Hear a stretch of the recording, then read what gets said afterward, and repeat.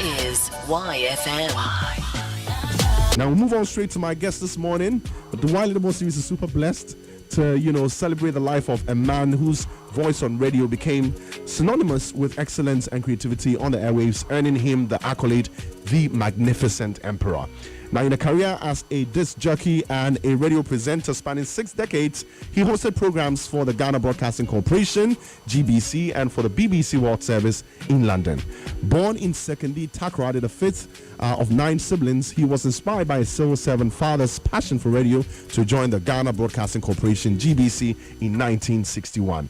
Now, in 1965, he went to Britain, where he worked with the BBC Africa Service, hosting the program Music with African Beats for 4 good years. He returned home to work with the GBC, wanting to contribute to the development of Ghana, of course, to raise his children as well. On his return to GBC, he produced and presented the longest-running TV chat show on the airwaves, and is also credited with the introduction of live radio call-in programs. He was the master of ceremonies for the historic concert in Ghana, Soul to Soul, which took place in the Black Star Square in 1971, and showcased many prominent African-American artists alongside Ghanaian musicians as well. He was awarded the Grand Medal in acknowledgement of his meritorious service in the media. He launched his memoir, The Emperor's Story, from the center of the world at the age of 83 in Accra in August 2019 at the University of Ghana's Institute of African Studies. Help me welcome the original king of primetime radio and television in Ghana, the Magnificent Emperor, Mr. Mike Eghan, to the Y Leaderboard series this morning. Thank you so much, sir, for honoring our invitation. It's good to have you around here. Are you still looking for employment? Yes. So that's so when Uncle Mike came in, he told us he's looking for employment, and I'm still here wondering, with all these accolades, if we can afford him. You said you're going to give us a discount. Yes. A discount? How huge of a discount are you going to? 2% discount. How much? 2%. 2%. So, but all jokes aside, it's very, very good to have you on here. I mean, for people like myself and a lot of us listening today, radio is what it is now. Live radio shows are what it is now, thanks to the contribution of people like you. And so we believe today, before the show ends, a lot of us will learn so much about you. And of course, learn where to pick up our lines, the kind of things to put into our craft so that we become better people like you. Let's go back to when you were born in Sekondi, Takoradi. How was life like back then as a young guy? What were the sources of entertainment? How was life like pretty much back in the days? I was rather limited with entertainment because my father was a Christian who forbids certain things in life. And he was a very religious man.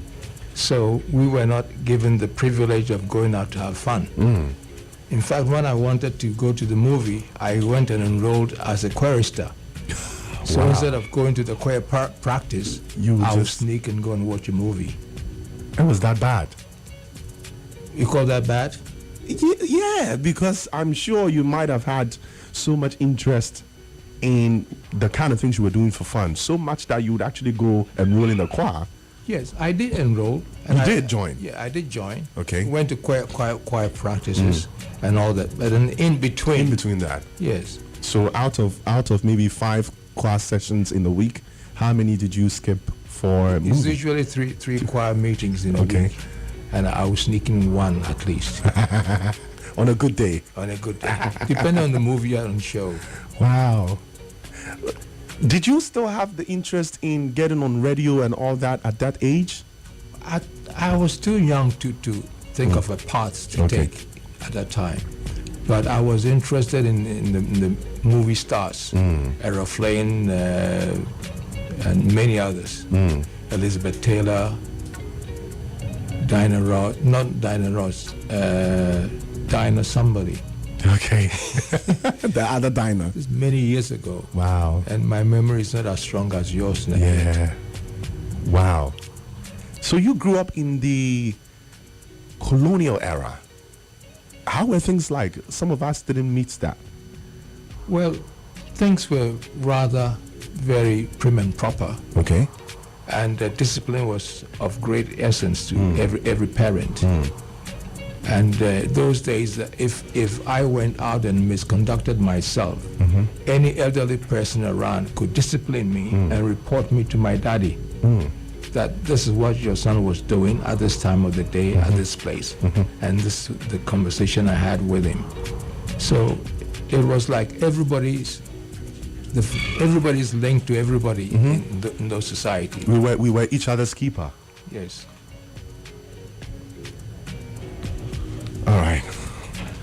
I've been told to check this so I can have a better view in there. People need to watch us as well, so we're streaming live. Guys, quick reminder, it's mine. It's my microphone, not yours. We are live on Facebook, Y107.9 FM. Make sure you join in. We have Mr. Mike Eghan in the studio. We're just kicking start the conversation, and so if you just join us, you haven't missed much of it. Quick reminder, Wiley Ball Series is powered by MTN everywhere you go, Cowbang, and Chocomod by Casapreco. So, Uncle Mike, help me understand, what kind of family did you grow up in? What's the family setting like back then for you? Well, I was the fifth born in the family. Okay. And so I began to realize what life was at the age of 6 or 7, when you can understand what to do and what not to do.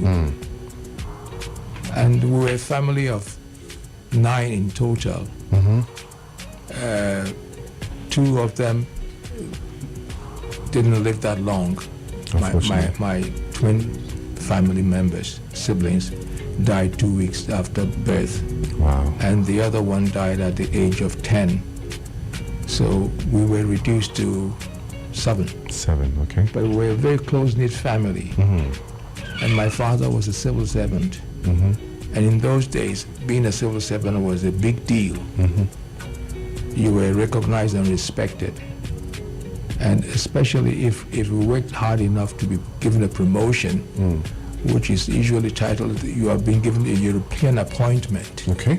It means you've been raised higher than the ordinary civil servant.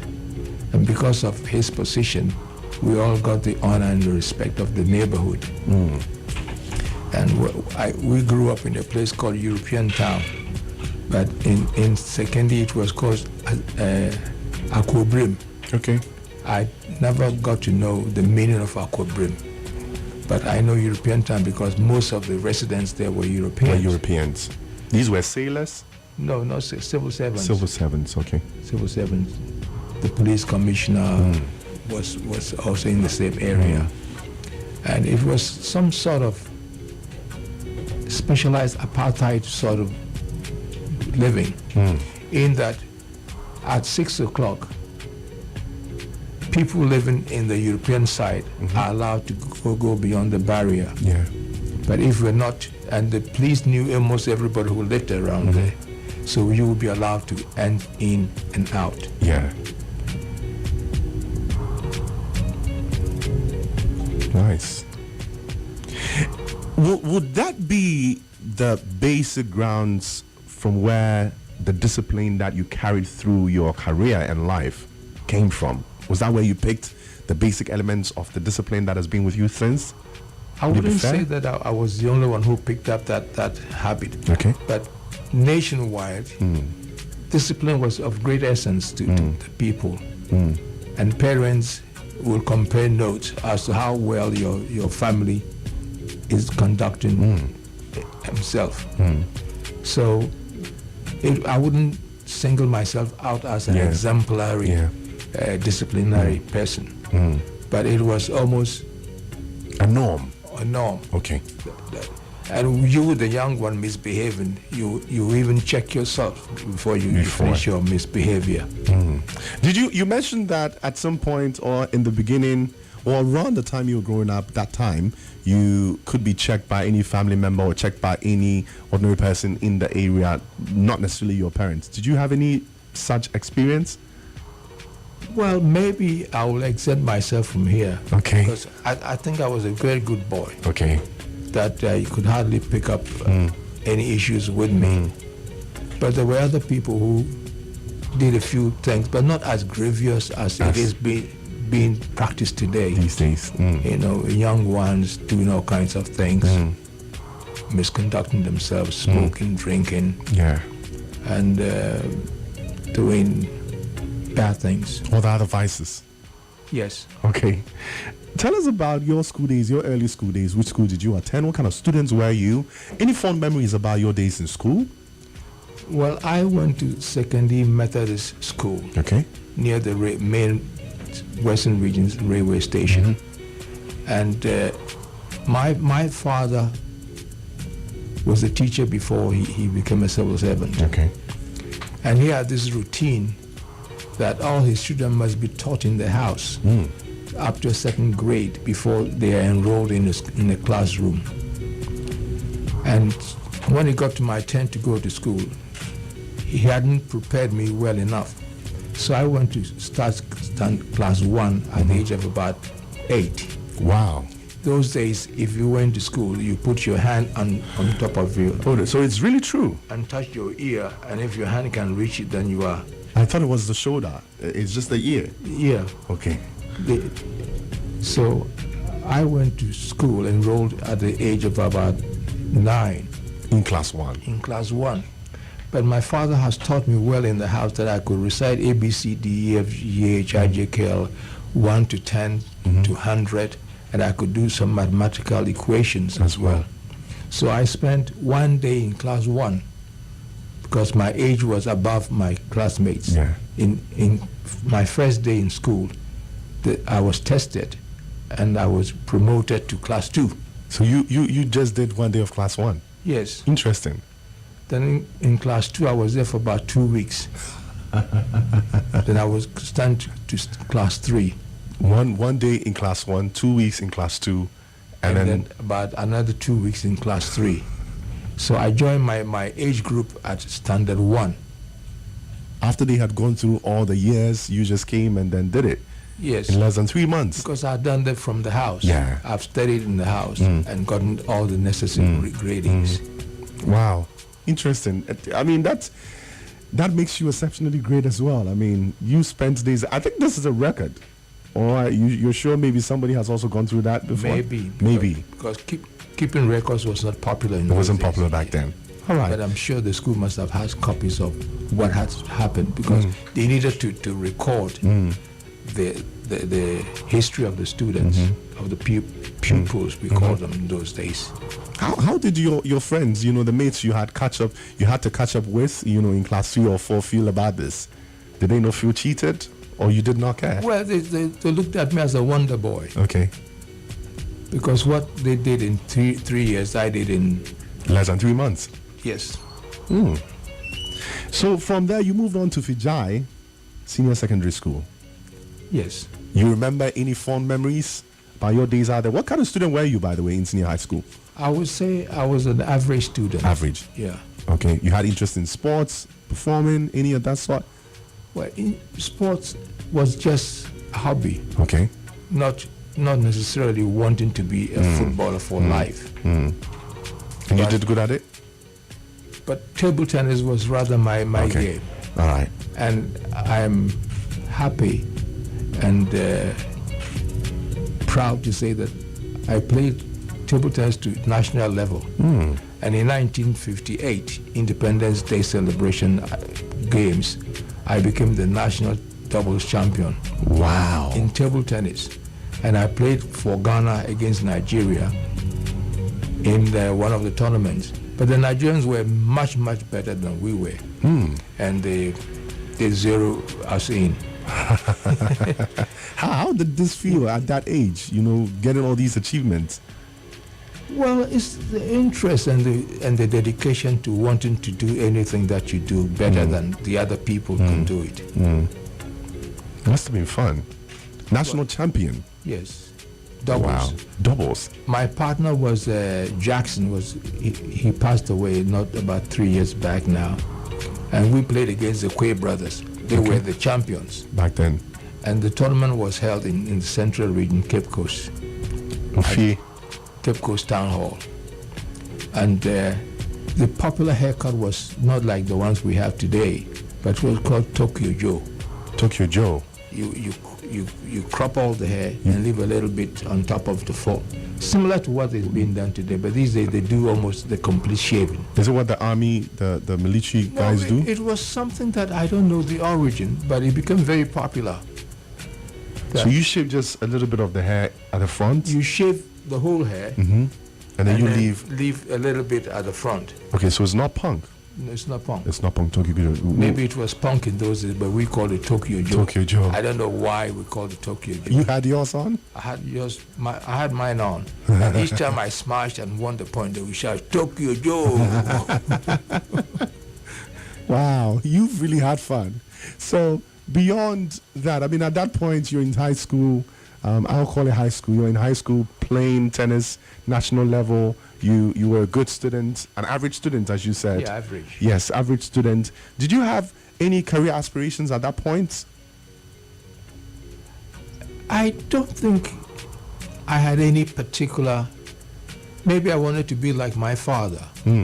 Wanted to be a civil servant because he had a car and he had his helmet at the back of the car, and each time the police people saw him, they would give him some reverence. Yeah. And I wanted to be like him. I enjoyed riding in his car. Would it be fair to say he was your first role model? I would say so, yes. Okay. Yes. He impacted a lot on me. And you're talking about secondary school. My older brothers were boarding school students. Okay. But I was a day student at Fijai. And I never forgave my father for making me a day student because I also wanted to have a chop box with sardine, corned beef, and your sugar, trunk. I mean, my trunk and all that. But I didn't get that. So I was given a bicycle to ride to school every day. I'm sure they also must have wished they had yours. You had a bike. You had to ride through town every day. Well, yeah, the bike was fun, but I wanted a chop box too. I wanted to have my own sardine and corned beef. I'm sure you must have had some at home. Not in my box. Not in your box. You just needed the box. That's the difference. To carry a box to school and bring it back home and open it and see that you still have a couple of sardines left in there. With all the experiences you must have experienced, I mean, the things that you must have picked up in your days of riding to and fro school, I'm sure now when you look back, you feel proud you were a day student. That's why I was leading to that. My not being in a boarding school gave me the opportunity to get closer to my father. And I could have a conversation with him as if we were two equals. And I can remember a lot of things that he said to me whilst I was young that I didn't take them serious. But as I matured in life, I built on them. I found them very, very useful. For example, my father used to take me to work. We lived in Sekondi, but my office was at Takoradi. And every day he would drive me to work, and then the evening I'll come back on my own. And now I've missed what I was going to say. What was the question? You got close to your dad because you were a day student. Yes. Yes. Yes. And then you were talking about the benefits. I mean, the things that you learned from him. Right. Yes. Thank you. Now, one day going to work, we went past the bus stop, and it was quite a distance. But he reversed all the way from where we were to where the bus stop was and asked me to get out of the car because the car was already jam-packed, and gave me 3 pence for transport to go to work. And I was wondering why. Because he wanted to give somebody else a ride. And instead of getting the car overloaded, he would rather empty it with one person and pick the other one in. And it had to be you. And I never forgave him. So I refused to wash his car for 2 days. And then the third day I saw him pick the bucket to go and wash it himself. So I went and got another bucket and went to the car to help him wash. Whilst washing, if I pass this way, he would turned take to the me other side. And you wash it, and then he went away to work. He didn't go with me that day, and I found my own way to the office. In the evening, he called me and said, told me a long story, and the gist of it was that he gave that man a ride because of me. I was asking myself, how does that work out? That was very negative. That I, who washes the car, Would have to walk? And you give somebody a ride, and you did that because of me. But then when I grew up, and I went to places and said my name is Eghan, I get special treatment. Then I remembered what he said. Because you mentioned him, somebody will ask you, are you related to Mr. Eghan of Transport Corporation? Say yes. Then what do you want? And I get treatment, VIP treatment. And this is some of the things that I benefited from staying home with him and not going to a boarding school. Wow. It's a great one, Tillen. Thank you so much for that. Wow. And so it all made sense now. I mean, it made sense growing up to find out that he actually did that for you. I mean, moral lesson out of that, we had to make certain sacrifices to make sure the future goes brighter. Indeed. Yeah, we might not understand it on our level, but it will definitely make sense when the time is due. You talked about he sending you to work. Is this work the Barclays job he got you? Yes. As soon as I got out of secondary school, Fijai, he got me a job at Barclays Bank in Takoradi. And I think because he was a senior civil servant, he had some recognition from the bank. And maybe he had a reasonable bank balance. So the manager was able to give me a job as a bank clerk. Okay. So I started from the scratch. You get enrolled at the bank as a bank clerk, and your first stop is to go around every morning at various senior tables and pick up the letters, open them, stamp them, and distribute them to the various departments. And then you also do the posting and the listing of all the letters for the day. Then when you graduate from there, you are sent to the ledger department. Okay. The ledger department to the waste department. In our days in the bank, we didn't have calculators. Wow, so everything was pen and paper. Today, you just punch figures and they do the additions and the subtractions for you. But in our days, you have to do everything by calculation. And as we sit here, if a car is going and I look at the number, I can add the numbers to in 2 seconds. Wow, we can try that in the course of the show. We can. And I do that almost every day. This morning I did it about 4 times before I got here. It's been a part of you since. Yes. The moment I see the numbers, I add Just them add up. it up. Yes. Wow. And I'm always aiming at 31 because there's a game called 31, card game called 31. Okay. And if you have 31, you have the maximum, the winning number. Okay. So I'm still practicing 31. Till you get there. Yes, till I get there. Was this feat an exciting one for you? I mean, you were fresh out of school. I'm sure your mates might have gone straight to university. Your dad decided to put you in a job at work so you can work. Were you excited about it? What were your initial reactions when he decided to send you to go and work instead of going to school? I was excited in that I was going to be paid and I could buy my own things. But unfortunately, my father had a routine that if I got my pay, I should go and give the pay to him. And he would decide how much he should give me as a pocket money. And then how much he saves for you? How much he saves for me and how much he gives my mother. Do you remember your first salary? 16 pounds. 16 pounds. We were using sterling then. Okay. 16 pounds a month. And that's a lot of money. Yeah. And now that the value has gone up, it sounds like a lot of money. Yes. What were some of the things you did for fun at that age? You were straight out of school. You were playing sports. You were top of your game, so to say. You were with your dad almost every time, working, excited about your job, of course. What were some of the things you did for fun when you were not busy doing all that? Every day was fun for me. Okay. Everything I did it with a lot of passion, and it was fun for me.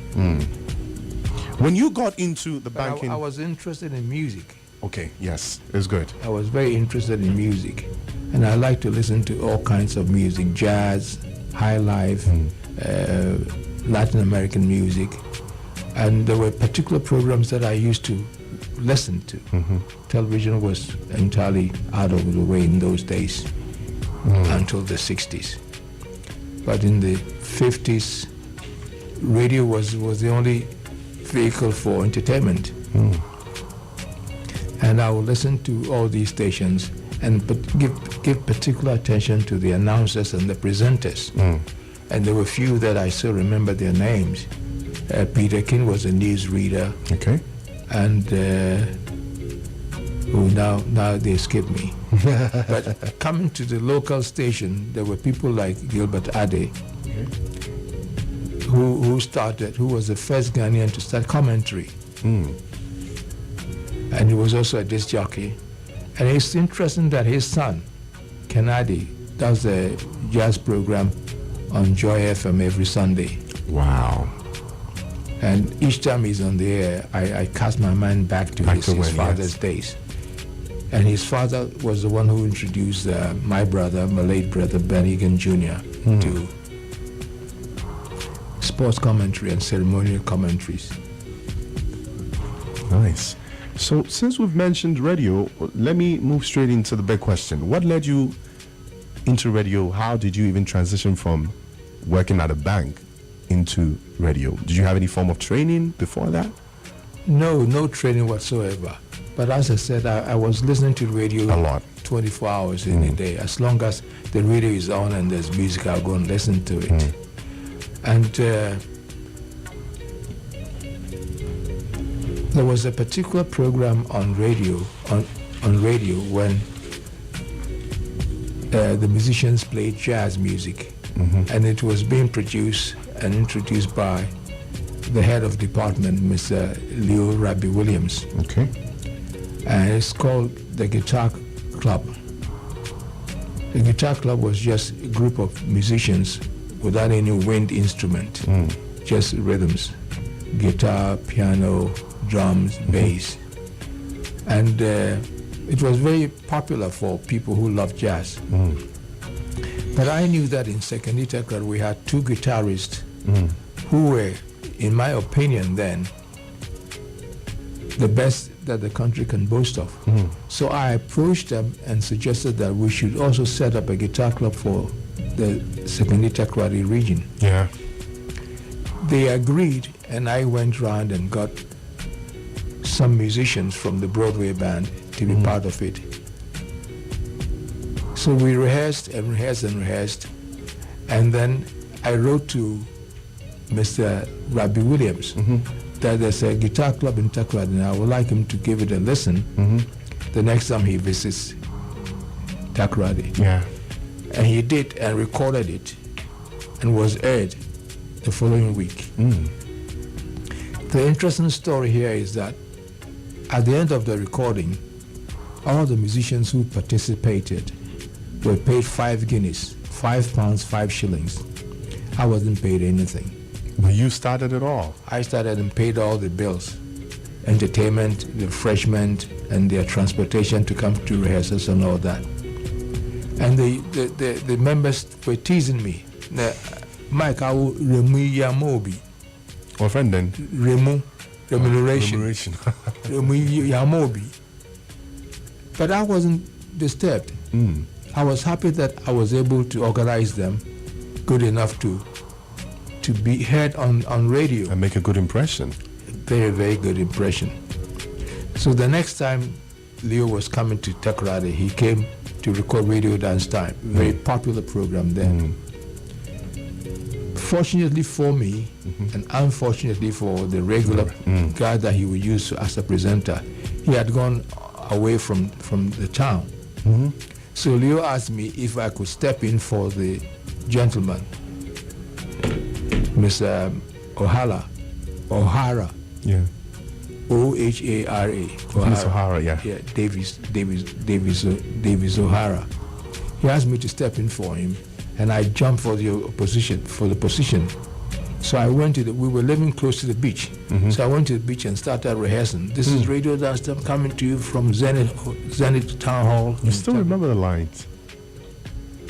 What I realized was that the program was popular because the MCs would paint a picture with words as to what would, because it was a live recording with a live audience dancing. So you give a description of what's happening. Yeah. The colors on display and all, and the music and all that. And that was recorded and played on the national radio. The following week, I had a call from Mr. Rabbi Williams asking me to come to GBC. He asked me if I was interested in working for GBC. And how could I say no? I was excited, Yeah. and I jumped for the position to come to Accra to work as a broadcaster. But I had to put up a show with my mom Okay. that the old man would not allow me to travel outside Takoradi to Accra on my own. But I needed to come and do this job. So my mother, as always, mothers are sweet, supported me, and we got into agreement. So I came to Accra on my own. But for the first day, according to the story that I was told later, my father asked for me, and my mother denied knowing my whereabouts. Oh, wow. The second day, the same. Third day, she couldn't hold it. So she told my father the whole story, that this is what your son has done. How did he react? I wasn't there, so I can't tell. But what he did was to ask my uncle to come all the way from Takoradi to Accra to hold me by the hand And pick you and bring you back. and bring me back to Takoradi. And that's exactly what happened. He brought you back to He Takoradi. brought me back to Takoradi. Those days, discipline and Yeah. obedience is paramount. You can't say no to your father if you want you to do something. Just like he asked me to get out of the car Yeah. and go by trotro. So he took me by the hand the next morning to Barclays Bank, and the manager was called Mr. Every, and apologized profusely to him that my son has misconducted himself. This is what he has Wow. done. And my father was the one person who had a lot of respect for the white man. And he doesn't like smoking, but Mr. Every was a heavy smoker. He was smoking in his office, puffing the smoke out, and my father wouldn't say no. He consumed all that. And then when he told Mr. Every the whole story, Mr. Every said, I've been watching your son. Each time there's an entertainment program, a refreshment, or some sort of cocktail at the office, he MCs it. So I think his interest is in radio. Wow. So I will let him go. But if in 6 months' time he's still not happy, he can come back out Come back do and his work. job. Wow, this is beautiful. And my father couldn't say no to the white man asking him to break the rules in my favor. So he allowed me to come to Accra. So that's the story how I came to Accra. It wasn't planned. It wasn't planned, yes. It just so happened that I had made an impression on the mind of Mr. Leo Rabi Williams. I did a good job, and he offered me a job. When you were told to come back to Takoradi, of course, when your uncle came to pick you back, what were the thoughts running through your mind? Did you feel it was the end, or you still had hopes of it resurfacing along the line? On reflection, I was disappointed and sad, but at the same time, it didn't worry me. I thought it was an opportunity that I was going to lose, and if I did, God help me. So I wasn't worried too much about it. I was sad that I was losing that opportunity, but it didn't disturb me that much. Mike, this was a field you had not touched before. You were experienced in banking. That was your field for a while. Yes. And then radio was new. You took a bold step and it worked. You stood in for somebody, your work was recommended, and now you had a job. Did you face any hurdles when you got into the field? Any challenges you remember? Challenges were with colleagues, Okay. but our boss, and I must also add that I was recruited at the same time as my very good friend, David Larby. He's passed away a few years back. We were the two young men that Leo had picked and given us a platform to perform. And we were given a lot of room to operate. We were not restricted. What Leo did was give us the ample room to exercise our creativity and thinking mind. So the challenge we met were with the technical staff who would not want to do things that we wanted to do. But Leo gave us the freedom to operate and show our creativity and our ability to impress. Yeah. He himself was a very free-minded person. And as I say, he gave us ample room to operate. And There was one particular occasion that we did something that was not wholly accepted. But he stood in for us, supported us, and came back and gave us a query on the blind side of everybody else. And I always remember that. Wow. He just cautioned you guys on the surface and then internally discouraged you guys between them. Yes, and told us what to do next time. Wow. He schooled us. Elements of a good boss. Yes. And another person who must be given high mention here is Peter Myers. He's also deceased. Okay. He was not a trained broadcaster, but he was very talented. Very talented guy, and has a wonderful way of presentation. Had the right modulation of his voice, and he'll give us a script to go and read in the studio, and he'll come back and say it was not colorful enough. There was no life in it. It's dead. Peter Myers trained us, David Labby and myself, how to broadcast, to enunciate, to take your time, to not mix the words, don't cut off your T's and your S's, and writing the script as a guide more than to go and execute the script according to as it's written. Yeah, if we are not able to speak it out, then you should be able to read it. Yeah. That's why you write a script. You pretty much just learned on the job. Yes. Right. But we also went to training school. GBC had a training schools with a supervisor from the BBC who took us through the various stages in broadcast, the basic stages. The basic stages. For the sake of listeners like myself who never really got the opportunity to understand GBC proper, I mean, back in the days when it set off, give us a vivid picture of what GBC and its external services used to be back then, and what it represented for Africans in general.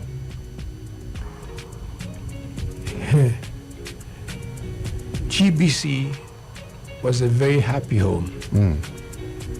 There was very good partnership between the staff, very friendly, very warm, and always ready and willing to support the other person. Let me tell you a story about the external service. Okay. I wasn't there at the Flagstaff House then, Kwame Nkrumah's office. The Canadians came and built the television station for us and trained our producers and presenters in Canada.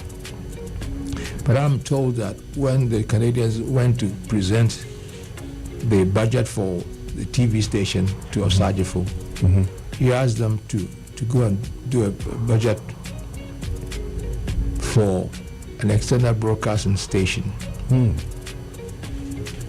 So they did it and went back to present the plan to him.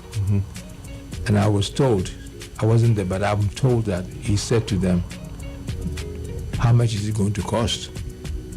And they gave him the figures, double the figure. I want to reach the world. Wow. Told him to double the figure because he wants to reach the world. Yes. The original intention was to reach West Africa. Yeah. He had started Ghana, Guinea, Mali, the West African unity. But now that he knows the figure, he wants to reach the world. An interesting thing is that as young as I was in broadcasting, and as little as I knew outside the world, I had letters from Australia and far away telling me about how they caught the station frequency by accident. But they loved the program, and they would like to know more about Ghana and the music that we play here. But the reason for setting up the external service was for the African emancipation. As he said at the Independence Day at the Polo Ground, the independence of Ghana is meaningless unless it's live with the total liberation of content of Africa. he wanted to use that vehicle to build up interest and action for the freedom fighters. And we had the opportunity to work with a lot of the freedom fighters who came to Ghana for some sort of tutelage. Kawunda was in Ghana as a broadcaster, and we were broadcasting in Swahili, Portuguese, Arabic, French, and Hausa. Are these things still active with the GBC? You'd be sorry, or at least I feel sorry each time I walked into broadcasting and saw the external block, which used to be the pride and a great attraction to visitors. It's gone down. Even where they park the cars are all broken down. Wow. In broadcasting now. I don't think since we started the Fourth Republic, they've given the radio station the proper attention and deserves. That they deserve. But they all use the vehicle to promote their agenda, but they don't take care of broadcasting. Wow. Mike, what were some of the shows you were directly involved in? Before we get to the Radio Dance Time show, what were some of the other shows? You mentioned that you were getting listeners from all parts of the world writing to you, wanting to know more about Ghana because they mistakenly caught the frequency. What were some of the shows you were directly involved in at the station? What were you doing? Well, in the early days, we did programs for the forces. Okay. You know, Nkrumah and his freedom fighters idea, he sent Ghanaian soldiers to Congo to help in the liberation struggle there. And we did special programs for the soldiers to link them with their families back home. We did jazz for the forces, high life for the forces, and request time for the forces. We also did, what should I say, down south. Okay. At one stage in broadcasting, we were banned from playing any music that is not Ghanaian or African in texture. What caused that? To promote the African personality, to make us believe in what we have and what we are worth. And this was a directive from the president? From the president. Okay. And so a program like Down South also became very popular because we were playing only South African music, the Quellas and the Mary Makeba songs. From what you're painting, it really sounds like there was a total liberation, you know, of the African man through broadcasting. Of course, we uniting all the parts of Africa through entertainment, news, and then media, of course. Yes. Nkrumah was trying to make us believe and have respect for what is our own. You know, currently there's this desire by Ghanaians to wear African print. Yeah. And it's coming in all kinds of forms and colors. This was started years ago by Nkrumah soon after independence. Nice. What was the highlight of your radio career with GBC during your 4-year, stay with them? I'm sure you must have experienced a lot, but what would you describe as your highest point in your years with GBC as a broadcaster? It's hard to pick one. Okay. Because there are quite a Several, lot of them. right? But really coming to mind is the interview I did with Sir Alf Ramsey, who was then the manager of the English team that won the World Cup in 1966. And since then, they haven't won anything again. But I did interview the producer for the sports program on external service, that is the World Service, asked me to interview Alf Ramsey. And I asked him, where do I go to do the interview? Usually they would arrange for you, make the necessary bookings and appointments, then they give you the details and you go and do the interview. But he said, no, you come to Bush House at X time, and then he will be here himself. He'll be doing another program. So after that, I want you to interview him for the World Service. So I went and I interviewed Sir Alf Ramsey. And I remember the one question which became a major question was that now that in one particular tournament, Brazil was playing, I think, Portugal or so. I don't remember the opponent, but Pele was then the star, the most talked about footballer in the world. In the world. Yeah. Was so brutally attacked that he got wounded and was carried off the pitch. And he claimed that he wasn't going to be able to play again till the whole tournament is over. ends.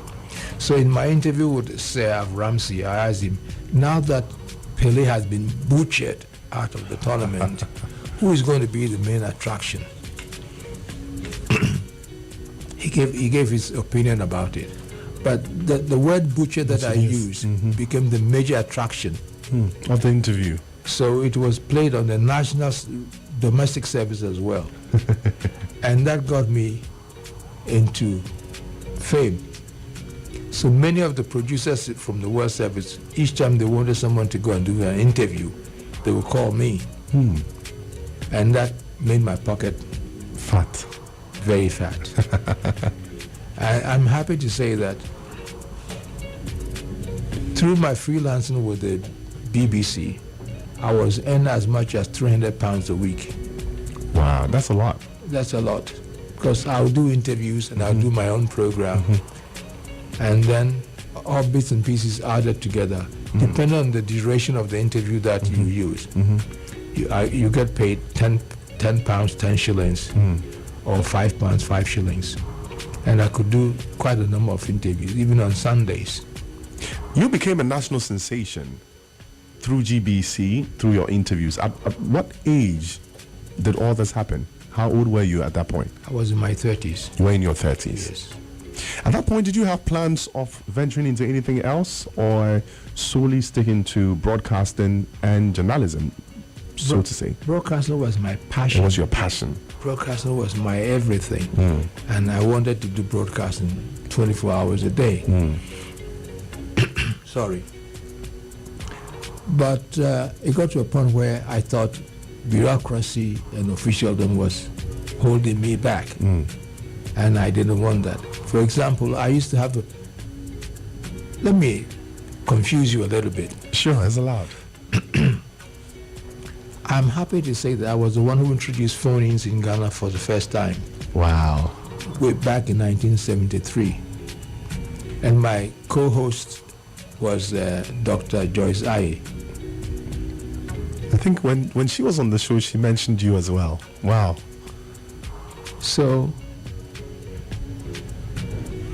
we were then broadcasting, and we wanted to do a program on press freedom. Okay. And the then head of program said he wouldn't allow me to do that program. His reason was that it was such a terse issue and a delicate subject that he wouldn't sacrifice his 25 years in broadcasting for my adventurism. So I said to him that either I do, the program had run for about a year, there hasn't been any incident. So why do you now feel that I won't be capable to handle the program? So you either allow me to go ahead and do the press freedom show, or that's the end of the program. It was called Buzz Me. Okay. And he insisted. So that ended the program abruptly. Sadly enough, they invited another senior broadcaster to take the slot because the program had become, this was during a champion's reign. Okay. And I was told that he used to listen to the program a lot, because what we did was to choose one subject. Okay. And then allow people to phone in. So the public opinion was said. Yes. Unfortunately, the one who was asked to take over from us wasn't able to handle the program to the same level. So the program was taken off the air completely. But your original question was, what plans did I have? Yes, along the line, if you had plans for anything beyond radio. I didn't have any plans, but as I said a little while ago, officialdom was bugging me. Yes. I wanted to explore. I wanted to be adventurous. I wanted to be proactive. But then the regulations and systems and methods of operating were too strict to allow you to do that. Yes. I wouldn't, strict, I don't think is the word. Too confining, limiting? Limiting. Yeah. Limiting. Okay. It doesn't give you scope. Yeah. As I said, from the beginning, Leo Rabbi Williams gave us the open space. An almost carte blanche. Check. So now that we're being restricted and overly being restricted, I didn't feel comfortable. So I developed this habit of wanting to do something on my own. Okay. But that I was also encouraged by a very good friend of mine, Mr. Ralph Quist. I owe him a lot because I used to be a disc jockey in a nightclub called Le Chevalier. This was while you were still working at GBC? Yes. Okay. GBC was paying me 300 CDs a month, and deductions, accommodation, motorcycle deductions will give me about 235 CDs. And the disc jockey I was being paid 300 CDs a month, nothing deducted, plus free meal. And drinks. And drinks, plus tips. Okay. When you play so good, people come and tip you. Yes. What I was doing is that it was a key club. Key club in the sense that every member, every patron of the club is given a key. So when you come, you don't pay gate fees. You just open and you go in. Just open and go in, either with your guests or in company. That's a great idea, you know? No gate fee, so long as you can open and get in. And I tried to get to know them individually. Okay. So you walk in there and I say, oh, this is Mr. So-and-so coming, welcome to the club. And I'll play the record that you have requested from me before. And I play it for you. So I got a lot of friends and they'll give me tips. But the thing I did was that as a civil servant, I wanted to make a lot more money than my civil servant pay. So I had an arrangement with the bar attendant that I usually drink Coca-Cola. Okay. I'm advertising for Coca-Cola. That's allowed. So, and Coca-Cola is given to me free of charge. It's on the house. So what I do is that if somebody wants to offer me a drink, the patrons will come and ask me, what would you like to drink for today? And I will say brandy and Coke. Okay. And I don't touch alcohol. So the girl knows that the brandy is going to your pocket. Indeed. So you bring me the Coke, which is on the house. On the house. Okay. And then the brandy cost will go into my bag. Your coffers. Indeed. So that's how I saved money and was able to travel to the UK. At this point, were your parents in full support of what you were doing? It's interesting you ask this question because my father later became my ardent listener. And he would listen to every program that I would do. He would take the schedule and listen to it, and sometimes even write the things that I have said, the presentation that I did, and send it to me to indicate how well he has listened to the program.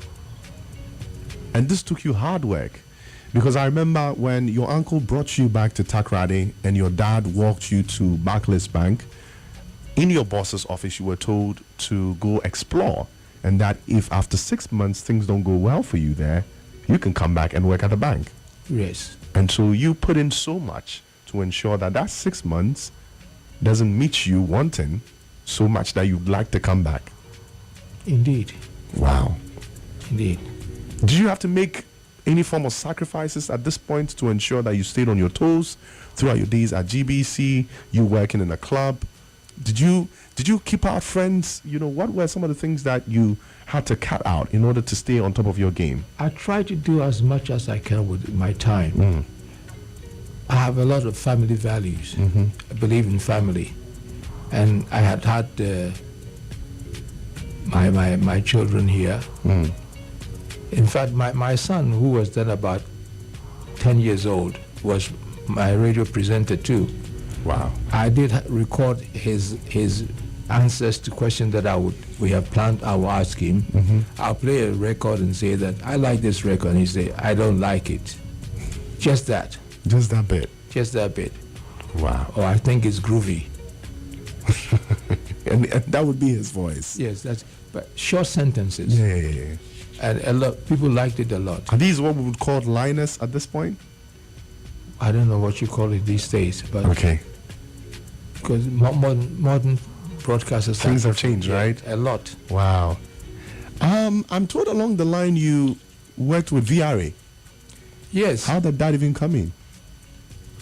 VRA was purely by accident again. My very good friend, David Labi, he and I were named as the Siamese twins in broadcasting. He had a job to go and work with the Ghana film industry and was given an attractive salary and left me in broadcasting. So my partner and my accomplice had gone away. So I went to the head of the department, Mr. Akrofi then, and said, this is the story, and I'd like to stay, but can you do something about my salary? And he says, no, you either go and study music up to a certain level so that you qualify to be given an appointment. Because the entertainment department was moved into the umbrella of music department. So I needed to have music qualification to be promoted. Yeah. And it's not a one-day job. It's going to take me about a year to do that course. And I wasn't interested in doing that course. And I thought that he could do something about it. But he also refused to help me out. So I went and spoke to a friend of mine casually. Okay. About my predicament. And his brother, my friend's brother, was then the head of VRE, Mr. Futa. And he's now Alaji Futa. So he said, oh, there's a vacancy as the entertainment manager for the community center. So if I'm interested, he will talk to his brother about it. So that's how I got the job, to cut a long story short. So I took up my appointment as entertainment manager for the community, for the community center. And that was purely for the Ghanaian community in Akosombo. Okay. And I was there for 1 year. In fact, I was there when Osajfu came to light the Akosombo Dam. Switched it on for the first time. Yeah, there was a big dance. Powered Ghana through it. Wow. Was this an interesting job for you? Very interesting. Very interesting. Very interesting. Was it challenging? Yeah. Well, if you want to do a good job, you must meet challenges. Otherwise, it's not challenging. Yeah. Nice. But I also remember, throwing my mind back, that one day one of the patrons came down with his guitar and started strumming and singing. And it was a cosmopolitan community. The Italians were there, the French people were there, the English were there, Ghanaians were there. And it attracted a number of people, not a large group of people, but it created an interest. So I arranged with him to come back the following Sunday, and I called it Palm Wine Sunday. Okay. So every Sunday or Saturday evening, I'll go to nearby Agomea and go and buy palm wine and bring it. And I asked this guy to come and play and sing and sell the palm wine. And the expatriates liked the palm wine a lot. So it became very popular. Before all this happened, had the term palm wine music been coined already? Yes, It had been coiled already. All right, so that was where the inspiration was from. that's right. Live music and then palm wine with Palm it. wine, yeah, And they bought the idea. about the idea. At this point, were you convinced it was the right decision you had made, moving from broadcasting to VRA, still staying in entertainment? Well, I didn't regret moving from broadcasting, Okay. even though I missed broadcasting. Mm-hmm. I didn't regret it. Mm-hmm. But I still continue to have links with broadcasting. Yeah. I was told in the beginning that while you worked there, you still managed to stay sort of in radio, in the field with your in-town weekly show. At what point did the weekly show begin? I think the sequence is rather wrong. The in-town show was before You left. I left. Okay. Yeah. Okay. All right. So Yeah, when you maybe- left VRA and when you left GBC, sorry, and went to VRA, it was truly that. Yes. And no touch of radio. No. Okay. No. So at what point did BBC come in? BBC came in after my return from BBC. I don't know whether I'm answering your question in Right, sequence. that's fine. I You went were to working. You left GBC and went to work at VRA. VRA, yes. And then did you get back to GBC again before you went to BBC, or was straight to BBC? I'm getting confused in my mind now. Sorry, calm down. It's fine. And so when you were working at VRA, at what point did BBC come back in? Because you had left radio. Yes, I've left radio. Yeah. But I was doing, I think you were right. I was doing in town. Yes, in town was what I was talking Yeah, about. Yes. In town. It was in town was on before I even left GBC. Yeah. But he came back because the presenter, I think, either resigned or something happened to him. So I was asked to step in town. And that was the occasion that I had to interview Mary McCabe Okay. when she came as a guest of the Independence Anniversary in 65, I Okay. think. Yeah. It was 7 years after our independence. Yes. Okay. She came as a special guest of Osajifu. Mm. And then I interviewed her on In Town. In Town idea was to interview visitors Who had come in? who had come in, or event in town that is attracting attention. Mm. So yeah, you were right in your sequence. I was wrong. That's fine. And this show became so big that your interest in radio or working in the broadcasting field came back 100%. Yes. Okay. And so what was the sequence? You left Ghana for London to train with the Yes. BBC. Yes. Okay. How did that come about? Where did the opportunity come from? It was my determination and my belief that I needed to broaden my horizon in broadcasting. Although we were having broadcasting training here, if I listened to Voice of America and BBC, I could tell the difference between the two standards. So I thought I should go there and experience it and learn more about it. So I started saving and planning to travel to the UK. And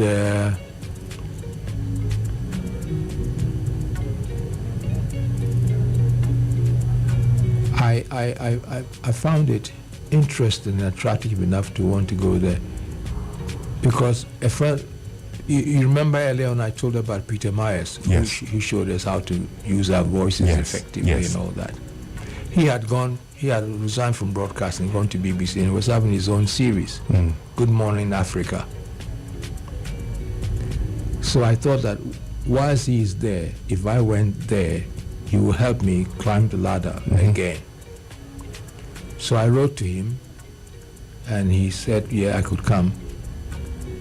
So I started saving and building up my chest to go to the UK. That's when I left, to go and broaden my horizon and gain more experience and knowledge in broadcasting. And that would be the first time you left Ghana? Yes, that was my first time. My first time even leaving Takoradi was when you did that when I did my GVC job. yeah. Okay. So first time going to the UK, and it cost me £300 return ticket Back then. back then. Visa, no stress with that. No visa, no visa is on the house Okay. Was this because Britain was still? because we're Commonwealth. Yes, Commonwealth. Yeah. Wow. And then you got to London, and how different were things? I was rather disappointed because you see it in the movies. Yeah. It's glamorous Uh-huh. and luxury. Uh-huh. But whilst the plane was landing, I could see the houses all look alike. Just like maybe what we saw in Takoradi and Cape Coast? Yes. No, Takoradi was different in that the houses were standing on their own. But this one, you see a long row of houses, similar painting, similar design, all the way from one end to the other end. So I was disappointed in that until I got to town. Then I realized that, well, Things it's are for- different. Things are different. It's for a purpose. When you got in, were you convinced? I mean, you had landed, you realized things were obviously different. Didn't you feel the need to maybe change your mind and go back? Didn't you at any point feel, okay, maybe this is the wrong idea. I need to go back to my Ghana? Well, the challenge was there that you have come here with a purpose. You have not even started it, and you are giving up because of the change of environment and change of scenes. So I was determined to make a success out of it. So I stayed on. But again, I didn't realize that in Ghana, Christmas is a happy time for everybody to go out and boogie. In England, everybody keeps themselves into their homes. So here I was, Christmas Day, I wanted to go out and visit a couple of friends, and even the buses were not running. Because it's a holiday. It's a holiday. And Christmas is Christmas to them, that is a family affair, But your family was far away. far away. And I was lying down in my room shedding tears, Wow. missing home so badly Which year was this? when I was a young man. Wow, nice. And so you got into BBC as a trainee Yes, and under Myers, Peter Myers. Peter Myers. How fast was the process for you? I mean, I'm asking this question because right from childhood, you've been a person that, for some miraculous reason, you skip turns. I mean, you don't do the regular time people do. In school, you spent less than 3 months to jump from class 1 to class 3. At BBC, you never had training. You learned on the job and quickly gained, the nation's attention through your work. Did you feel any, or was there any such incident in London at BBC that sped your career out there? Well, again, it was not that easy. Peter Myers that I was expecting was going to be very helpful wasn't that helpful. Why so? I can't fathom it. Okay. What happened with Peter was that he knew I was in town. He invited me to his house to spend the night there, and then he would take me to Bush House the next day, which he did. And the next day he took me to Bush House. He interviewed me on his own program, and that was it. I wasn't getting any help from him. But had you talked to him vividly about what kind of help you wanted? I wrote to You him. wrote to him. He agreed. And he said, come. He said I should come. But the best help he could give me was to interview me on his program, and that's it. So I was left on my own. And every morning I go to Bush House, buy the newspaper, and there's a little corner there that I will sit and be reading it front to back. Until one day, the head of the African service walked to me in that room, little room there, and said, I've been seeing you here all this time. Who are you and what do you want? And I thought that was an open check for me to say everything about myself. So I told him everything about myself, what are my intentions and why I'm there and all that. And all he said was that we'll see what we can do, and let me. The following day I went back to sit at my place, and then he brought me another producer called Mr. Tony Cox, COX. And he said, Tony would discuss an issue with you. An issue? Yes. And the issue was that Tony was the producer of music.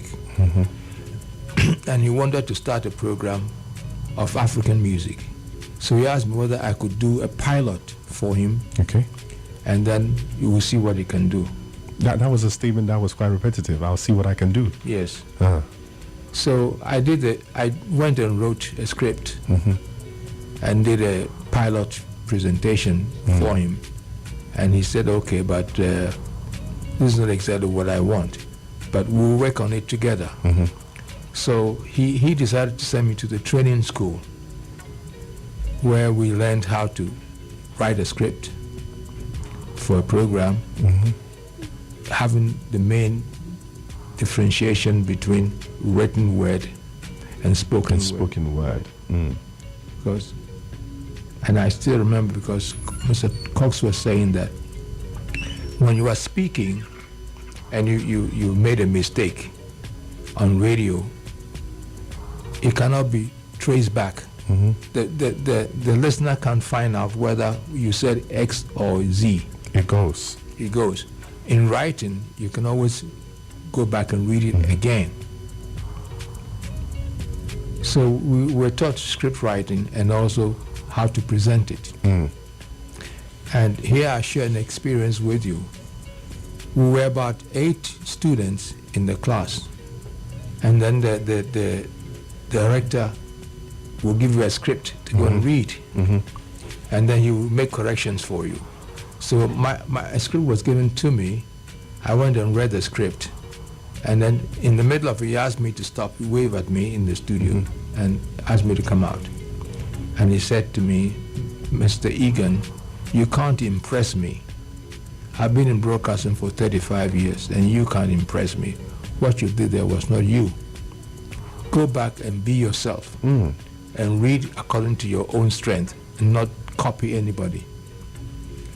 And I felt so embarrassed. This was you after you had worked on GBC radio for a long time. You were yourself.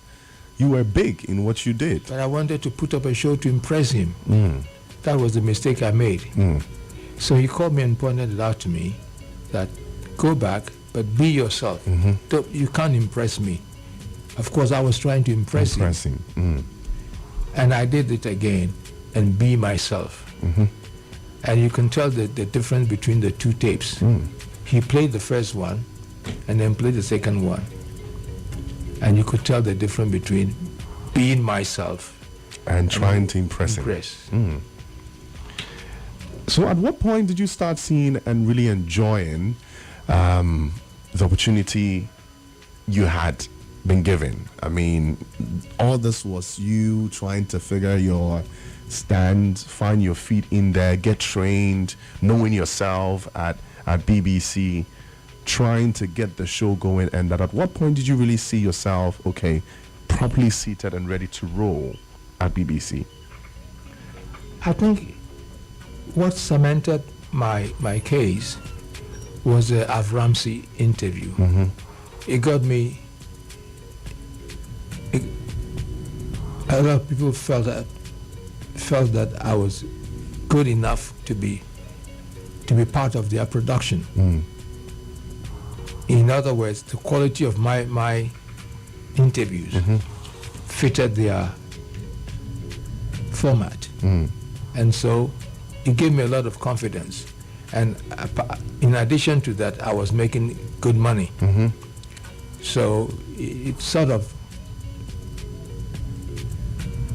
made me feel more confident in myself that I've been accepted by no lesser place than the BBC. The BBC.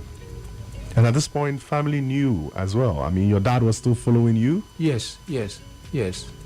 Did you come back to Ghana once a while you were out there? I was there 4 years. 4 years straight. The only straight. time I came back was when I was offered a job Back here. Back here. Okay, so help us understand this, all right? You stayed in, I think the number 4 has a thing to do with your career. You stayed with GBC for 4 years on the first run, and then you did 4 years in London with the BBC. Yes. All right. Okay. So in your 4-year stay at BBC, all right, help me understand. The main reason why you decided to leave GBC was because there was a limit on how far you could go with regards to your creativity. Was there any such familiar situation in London at BBC? Or things were different there? I don't get your question. So at GBC, you were not allowed to put your plans into action at some point. And so that is how come you decided it's either you go or the show continues. And then you left. The show continued, but it couldn't pick the pace you had left it. And so you had to go. At BBC, when you started working, when you had cemented your feet there, did you feel any such pressure, or were you allowed to go outside the box? Yes. Well, I was given freedom. Freedom, okay. Well, every producer will tell you what they want and allow you to also add yours to it if you think that it will help to enhance the quality of the program. So it was a cooperative issue. You do your best for the producers. They tell you that I want you to interview this particular man, and this is the reason why I want you to interview him.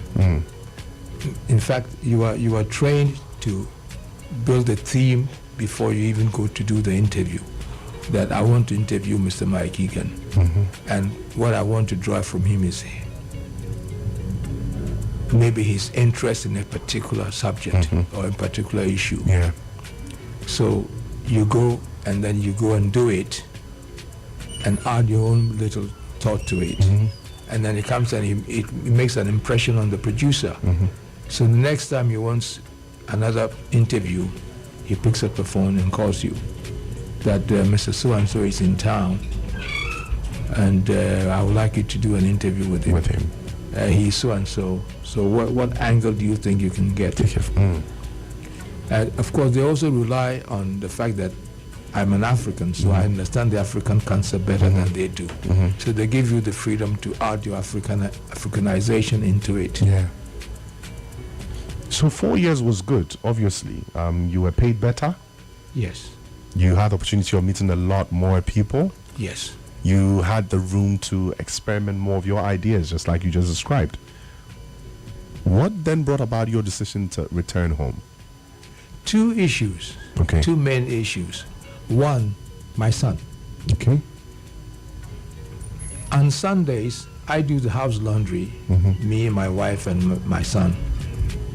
I do the Sunday laundry. I go to the laundrette, wash it, dry it, come back and do the ironing for the week. And that's when I watch football on television. And it was black and white television, a small box. Whilst I was watching, my son comes and changes the channel without asking permission from me. So I asked him to change it back, and he refuses. So I change it, and he changes it as well. And I was finding it difficult to understand his position. That I am the father of the house. You are the son. And I pay the bills. And why do you prefer watching your program instead of me watching my program? So I gave him a little smack. And he went into his room and didn't come down till the next day. The next day was a Monday. So he went to school, came back from school, and at about 5 o'clock in the afternoon, my doorbell rings, and there's a lady standing there asking who I am. Are you Mr. Eghan? I say yes. Can I come in? I'm the teacher I'm the welfare officer from Wexford Gardens. That's where my son was That's your son, okay. So I said, what can I do for you? He said, well, I would like to come in. So I took her in. She sat down, introduced herself to me, and told me that my son was in school today, but he wasn't himself. He wasn't his active self. And they found out that I gave him a smack, and that I shouldn't smack him again. I should talk to him, get him to understand and appreciate what I'm saying to him, but not to hate him. Wow. And I said to myself, my goodness me, do you know how many knocks I got from my father? So I realized that that was not a place to bring up an African child. You didn't want that kind of upbringing for your child? Yes. And since then I realized that most of the children who have been born there have a certain attitude. And they interact with their parents in a way that I wouldn't want my son to interact with me, that style. So that's one of the reasons why I wanted to come back to Ghana. And to top it up, broadcasting, GBC has started commercial service, and my name had been mentioned several times at their meetings that they should get me to come back and help. So that was the motivation for me, that there's a job waiting for me. And I was also dying to come back and show what I have learned and how much I can help improve the quality of broadcasting in Ghana. At GBC. So these are the two reasons what made me Beautiful. return. All right, so you decided to come back home and then pick up this position you have been offered at GBC. Were you welcomed with open arms? Open arms? No. When I came back to Ghana, there was a coup d'etat. Interesting. And I don't know whether you've ever heard about Apollo 508. No, sir. Oh, it was one of the things that Apollo was The eye issue? eye issue. Yes. And it was named after, no, let me go back. Apollo was the eye ailment. And then when Dr. Busia was head of state, no, he wasn't head of state, he was head of government business. Akufo-Addo's father was then the president.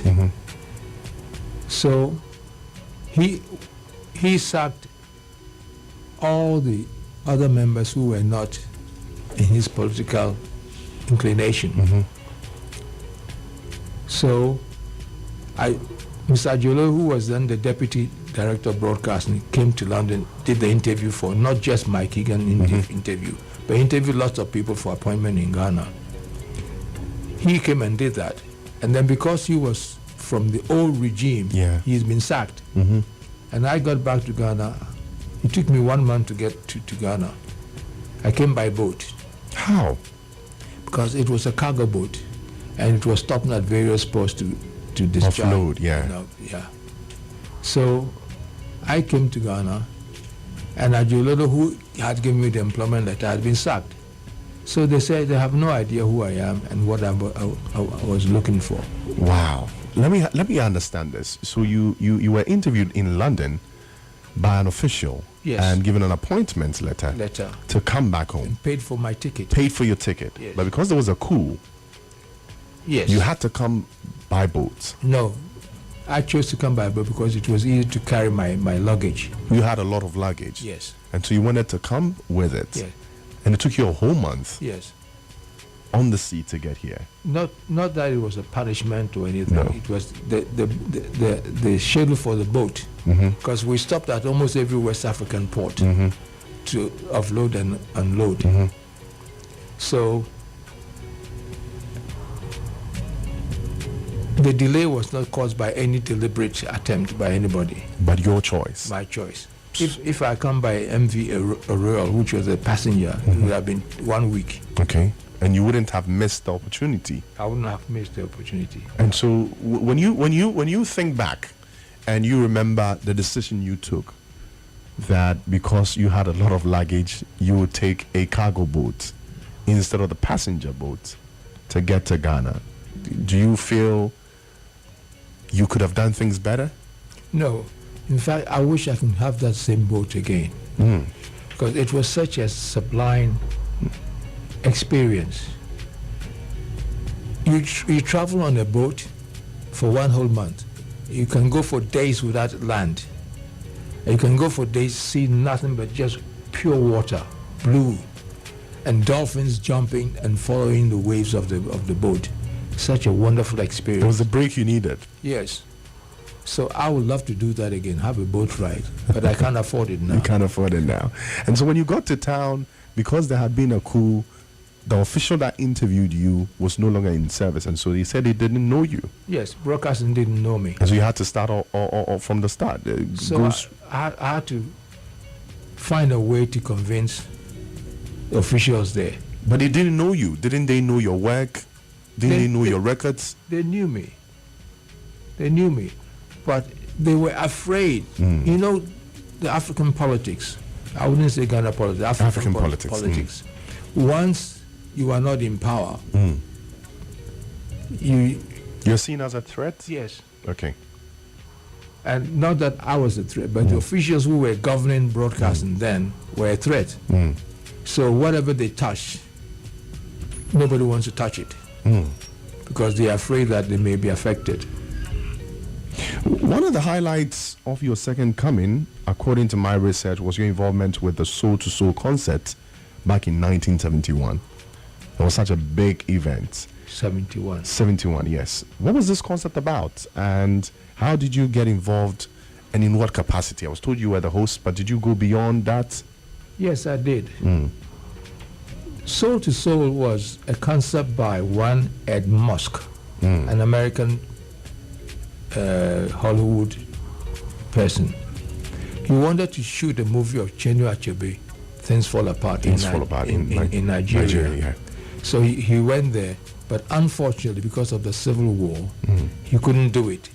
And he wanted to come to Ghana to film it here. And then Ghana also had his own problems. Yeah.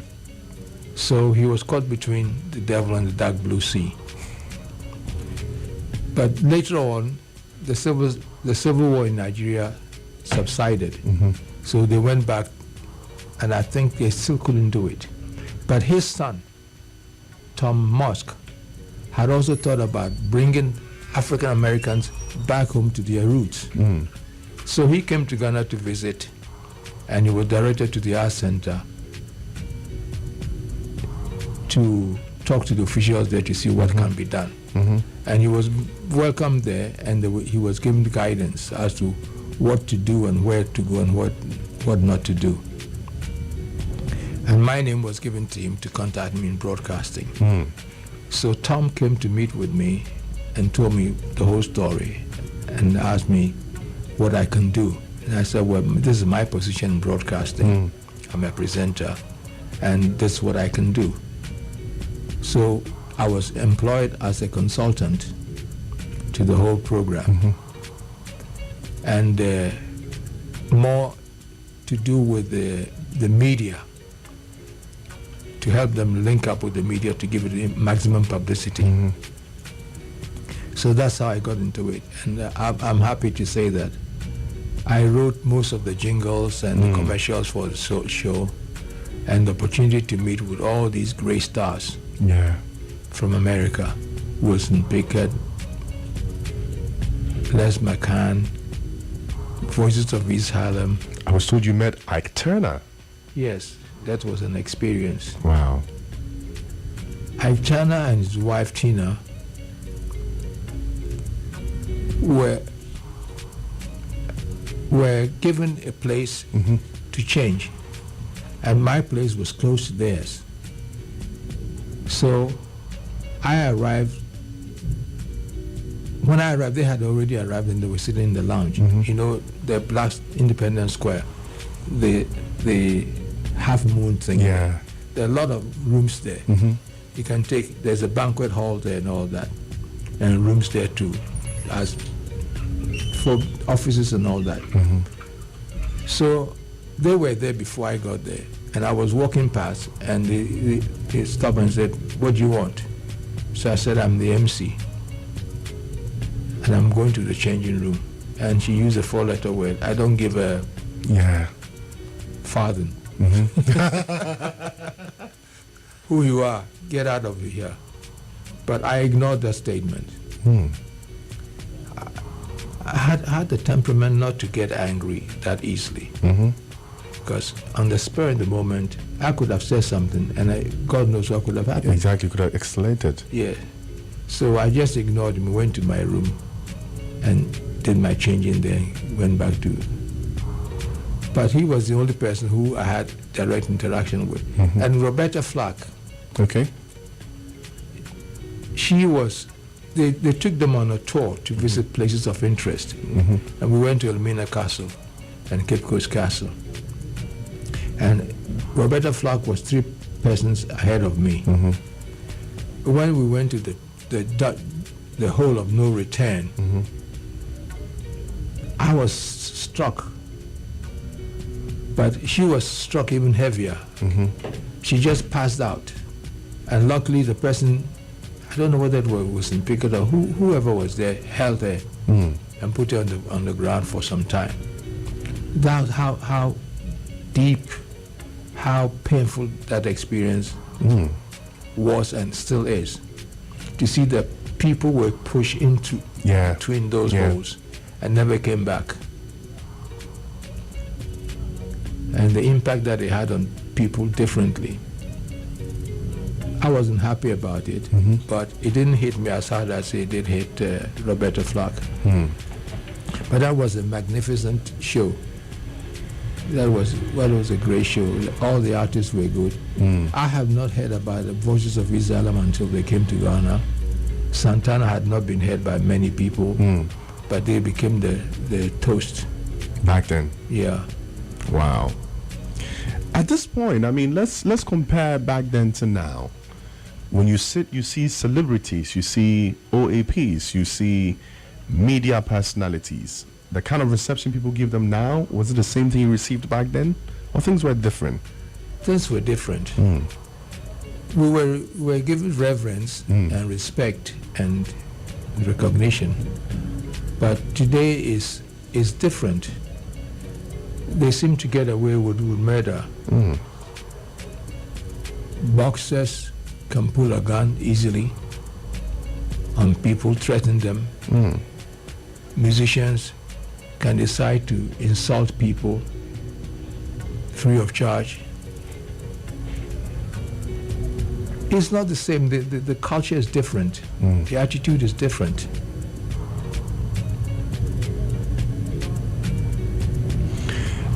At this point in time in your career, you had seen so much. You had interviewed so many people. You had been to GBC, you went to BBC, came back, started something beautiful, and then you moved on to the Mike Eghan show. How many years in planning did it take you to get to this point, the show? Because I'm sure you must have had it at the back of your mind from the beginning. Yes. Whilst I was in the UK with the BBC, there was another program that I loved, the Eamon Andrews show. It was a chat show, and he would interview, depending on the guest, and as you may experience yourself, if you have a good guest, you can speak to one guest for an hour and still have a good package. And Eamon Andrews had interviewed lots and lots of dignitaries and personalities that I liked his style and his format. So I had in mind that if I returned to Ghana, I would start something like that. So there was a program called, was it Still in Town or something? There was another program that was becoming very unpopular. So GBC wanted to change it and give the slot to somebody else. I had then gone to see the head of programs, Mr. Van der Poy, that I had this idea in my mind that I'd like us to work on it. And he asked me to do a memo to him, which I did, and it was in the waste paper basket the next day. He didn't even bother to look at it. But when this other program was becoming a problem, he called me and said that I should give him that document again. So I did, and he asked me to, if I can put a pilot program together for viewing. And I did. He gave me a producer, Mr. Comet Taylor, may he rest in peace, to to work with me to produce a pilot program. We did, and it was for viewing and for approval. And it must have been a beautiful journey. Yes, it was. So we did the pilot, and then someone called me and said that they are going to do the preview today at Studio so and so and so. So I sneaked in there to go and watch it. At the end of the program, someone said, the program is good, but Mike Eghan is trouble. Can we control him? Then I gave a slight cough at the back. Then everybody turned and saw that I was sitting down there, and it was approved. Wow, such a beautiful, memory with that. I've learned so much about this. I mean, so at what point? I mean, you were having so much fun with this, the freedom that it came with, your excellence in the field that you had touched, you had learned and impacted so much. When did you decide to drop the mic? And, what led to your decision to get off radio? I mean, retire from all this? Well, I think there's a time to call it a day with every profession. You can't do it forever. That's true. So I had done my bit, and I think if modesty will permit me, I've chalked some successes. I must have failed in some areas. Yeah. So I thought I should call it a day. But I do miss radio and television. But I think I still like to give applause to the people who helped me out with my adventurism and go-get-it attitude. Because I think the Mike Eghan show became very popular because of the kind of people that I interviewed. I remember on one occasion, I went to the airport to see someone off, and there was a father, a parent, with his children trying to board the Ghana Airways plane to go away. Those days it was not easy getting on Ghana Airways plane. So it was a fight. It was a struggle. You need a struggle. And this little girl with his father, who is busy trying to get attention from the counter, was being pulled by the daughter. Daddy, daddy, daddy, Mike Eghan. Wow. He gave me a lot of happiness and pride. And the father just looked at me and... I need to get on this flight, not this. Wow. I have a problem here to solve, and you want me to look at Mike Eghan. Can you solve my problem for me? Wow, that was how big you were. Yes. It made me very famous, but not with, the fortune was not much. Uncle Mike, if you're to write an autobiography about your life, that's if you haven't done that already, what title would you give the book? I think I've done a book. Okay. We're getting a book from Uncle Mike Eghan, guys. He came far ahead of us. Came prepared. 40 after 11 right here on Y107.9 FM. Thank you. Okay, so I have an envelope and... Okay.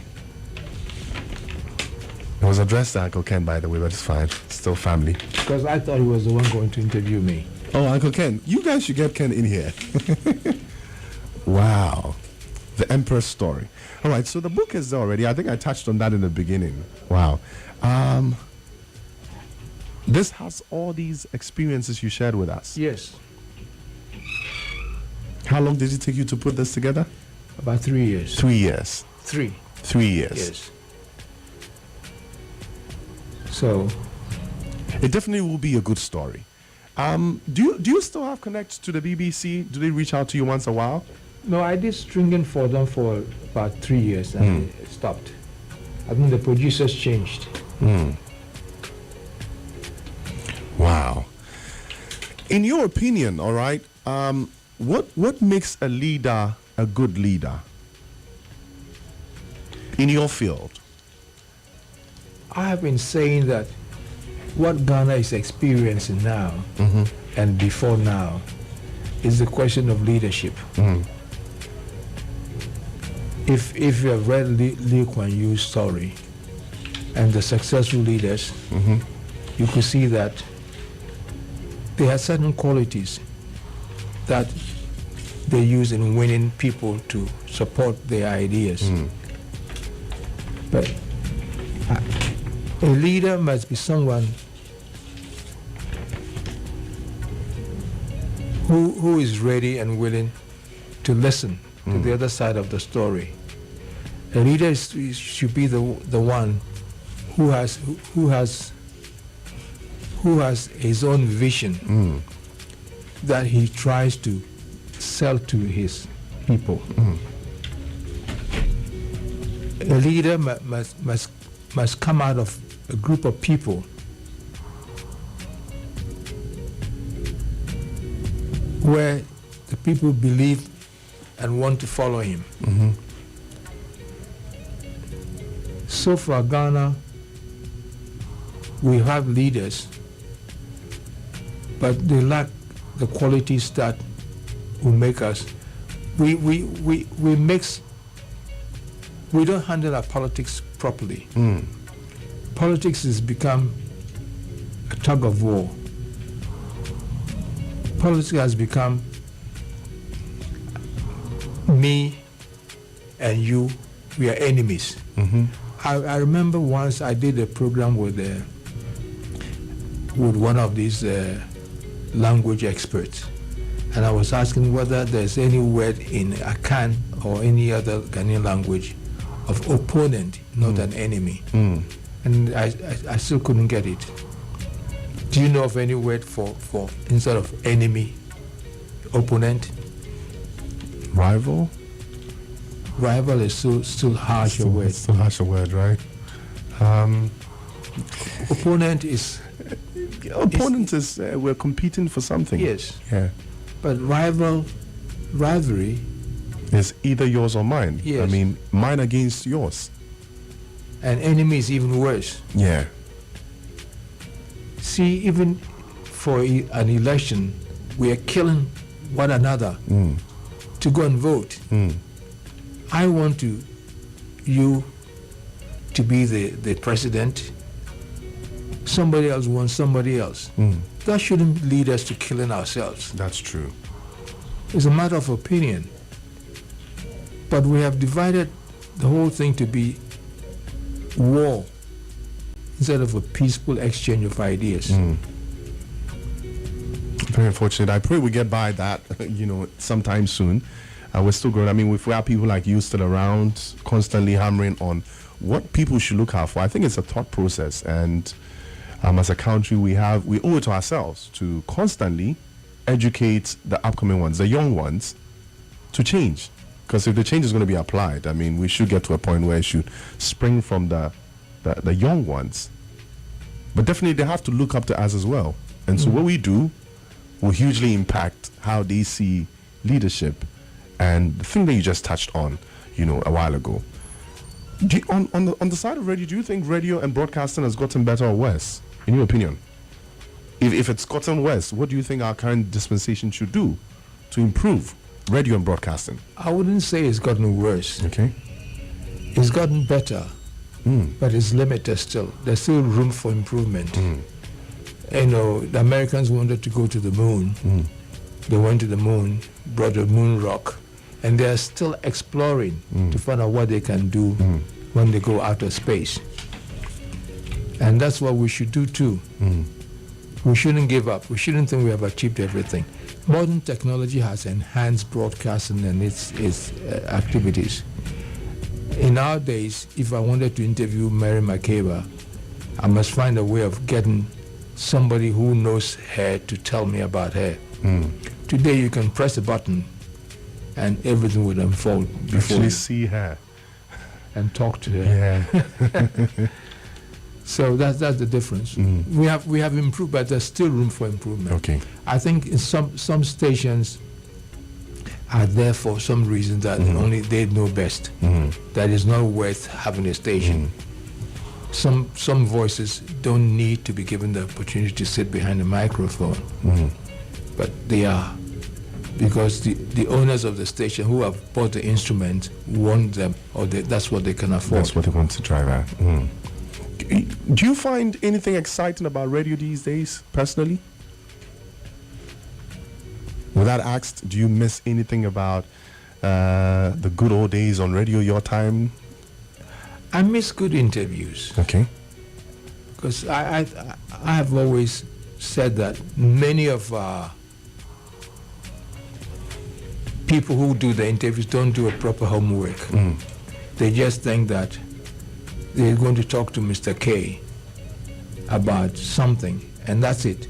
They don't even do a research as to what that something is all about. Yeah. I remember about 10 years ago, one of the radio stations, New, invited me to their studios for an interview. When I got there, the guy going to interview me was asking me, what is your position in the party? Wow. And I walked away. Because he invited He clearly didn't know who he was going to even deal with. Was it a joke? Well. So you want me to come to your studio, you want to talk to me, and you have not even thought about what we're going to discuss. And I gave the same rap to Ken when he spoke to me, that hasn't he given me too short a notice to prepare for the program? The notice was short. Yeah. Wasn't it short? It was. We apologize for that. And again, whilst we're on an apology, I didn't know who was going to interview me. You thought it was him. Yes. Ken, the envelope is yours. You can keep it. I'm keeping the book. Do. I'll send you another one. Sure. Wow. So I think we are doing well. The only thing I don't like, or that doesn't please me, two issues. The vernacular stations. They read the news like they are having a comedy of laughter. They act it out too much? They act it out too much with proverbs and quotations that don't link up to the story. Driving the attention from the story itself. Yes.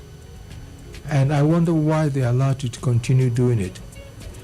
I think there's no radio policy, media policy on that. So you get a license and you can just get anybody who can sit down behind the microphone and make noise. But back then there were regulations on that. Yes. As I said, there was a time that we were not allowed to play any Western music on yes. radio. Yes. 100% African and local content. Yes. But it's not the same. So this is where we are lacking. But in terms of technology and competition is good if it's healthy. I brought some things to show you here. Yes, I see a beautifully packaged something. I see medals in there. Out of all the work that I've done, I'm happy that I've got things to show for it.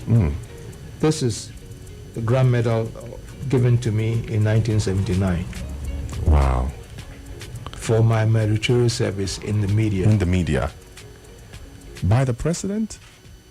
Yes, this not the president. Well, the head of state then. Head of state then. I think it was the Akufu's period, 79. Beautiful. And then this is... Guys, if you're watching on Facebook, Y1079 FM, the box being opened contains medals for his meritorious service in broadcasting. And so he's just showing us that. We've seen one already. There's another one. Which one is that, Uncle Mike? This is the Order of the Volta. I think I've got a bigger one here. So you've got a bigger one.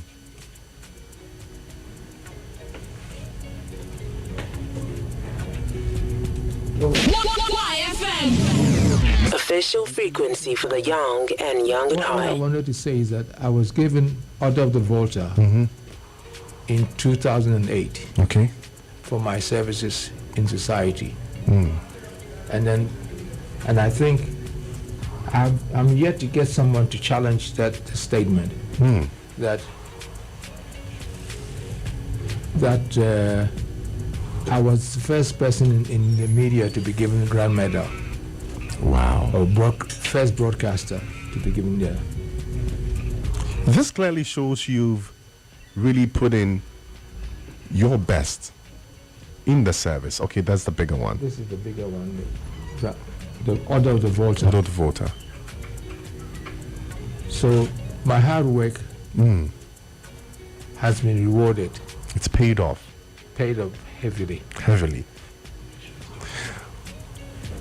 Uncle Mike, what are some of the things, I mean, we're wrapping up, what are some of the key things you think young broadcasters, young men and women in Ghana, the youth, people listening to you now, what should they pick from your life, even before they read The Emperor's Story from the Center of the World, the book, or even before they play back this interview that we've had? What are some of the things they should walk with, things that they should do, things that they should look out for in life as young men and women, if they want to excel in their fields just like you've done with broadcasting? I think this is what has guided me in my life. Honesty, modesty, respect, and self-discipline. And it shouldn't allow little fame to blow your head to pieces. Modesty is very, very, very important. But it's not everybody who can control power. That's why they say power corrupts. And absolute power corrupts absolutely. Absolutely. But if you want to be successful in life, if you want to be respected in life, then it is better for you to be modest and humility. Don't allow power and fame Get into your head. get into your head. And it's not easy. You go out, like the story I told about the little girl. Yes. Gets into your head, and you think you are somebody so important that you tend to disregard and disobey certain rules and regulations. But you must learn to always place the other person ahead of you. That's true. Let the other person's worries be your worry. Let humility rule, and don't allow fame to make you feel bloated. Wow. Thank you so much, Uncle Mike Eghan. And on behalf of YFM Global Media Alliance, thank you so much for the book. We're going to keep it, and we look forward to the other copy coming through. Guys, I think you should get it as well. If you're watching us on Facebook, that's it. Written by Mike Eghan, his life story, The Emperor's Story from the Center of the World. And we have one of the copies right here with us. The book has a beautiful picture of Mike Eghan in his young days at BBC. Such a very beautiful picture. I can just imagine the euphoria, in this picture at that point. My wife will tell you about it. We'll tell you about it, right? Thank you so much. Uncle Mike, do you have a particular interest in music played now, artists, songs? You have a favorite by any chance? I would say Konimo. Okay. He is so Konimo. His music is authentic. His music is indigenous. But the current artists who are the most famous ones, like I don't want to mention names. They're more rebels Okay. than musicians, and they are allowing fame and fortune to rule their heads. So that's my little contribution. For them, all right. Uncle Mike, where do we get the book? Is it out on sale yet? Yes. Where did I even put my? Your diary? You can get it. You can get it from University Bookshop, Okay. At the University of Ghana? University of Ghana. You can get it from EPP. Okay, EPP Books. Bookshop. Okay. And You can stationery. get it from. I have a list here. Okay.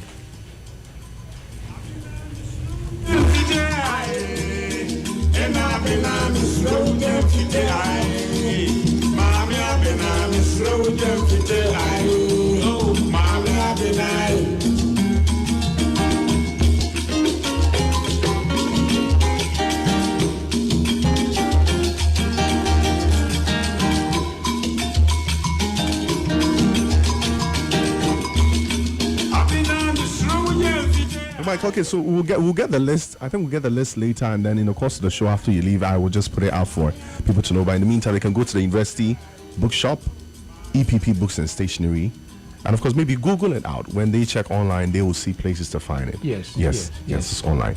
And my final words to our listeners. Anybody you'd like to say hi to? Thank you to. Wow, you caught me flat-footed now. I like to say hi to my family, and friends. Okay. Without the list is tall, Yeah, so I just put don't it want up. to leave any name out. Yeah. All right. So as they say, all protocols observed. Observed. So that's music by Eja Konimo in the band. You love this particular one? Yes. Have you met him? Did you get the opportunity of interviewing I him? interviewed him on BBC. I Wow. interviewed him in Ghana. I did a show with him in Ghana on Ghana TV Wow. when I was doing the Makikan series. And then he visited London whilst I was there, and I got him to the studio and we played his music and talked about his life story. Wow. Very interesting character. Are we getting you back anytime soon? I know you dropped the microphone, but are you at any point inspired to get back to broadcasting, maybe have your own show back again? Is it a conversation open for consideration? No.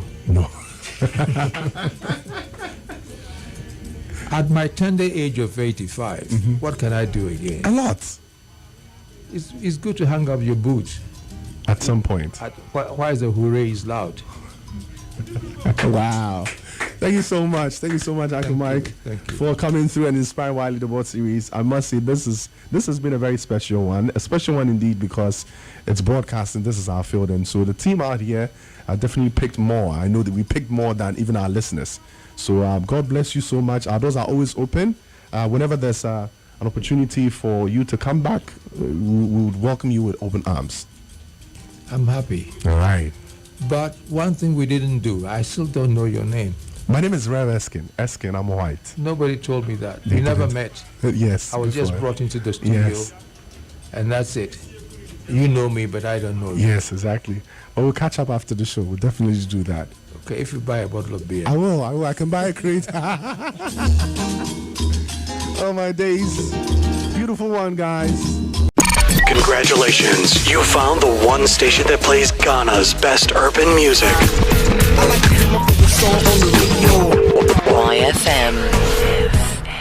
Listen to YFM 107.9 Accra, 102.5 Kumasi, and 97.9 at Takoradi.